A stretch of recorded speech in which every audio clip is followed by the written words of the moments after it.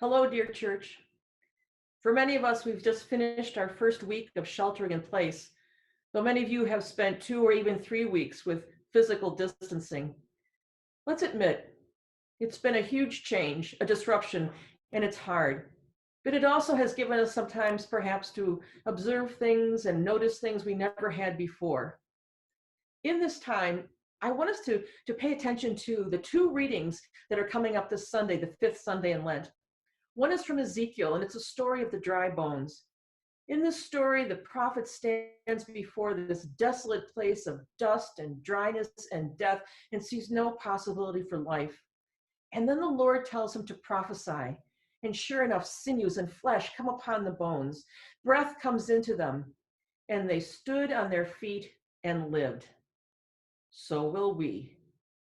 In the Gospel according to John, we have the story of Lazarus who has died, and Jesus comes 4 days later when any hope of resuscitation is possible. But nevertheless, Jesus speaks to Lazarus, calls him out of the tomb, and then he says something very interesting. He says to the people, unbind him and let him go. Jesus will call us out, has calls us out of the tomb, and he speaks to us saying to us, unbind the vast resources of our people and of the church in compassion and justice and generosity. That is the work we will do. We need now to plan for the future, even as we live in these days. I want us to remember several things. 3 are very practical. The first is, this disease is not a Chinese virus, nor is it the fault of the elderly. They are not the cause of this disease, they're casualties. We need to be very careful to guard the dignity and the safety of those of the Asian community and also our elderly. The second thing is we really need to give thanks and pray for the health and safety of our healthcare workers who are literally on the front lines. They're afraid they'll catch the disease and be separated from their families. That's true. Nevertheless, they show up day after day.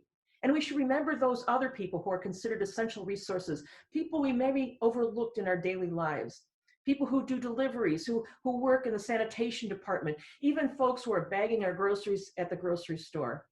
They're fulfilling their vocation.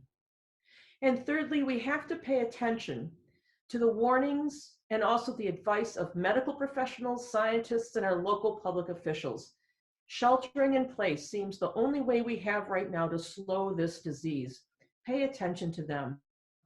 But more important than anything is that we have a God who is faithful, and through the death and resurrection of Jesus Christ has promised and has given us new life.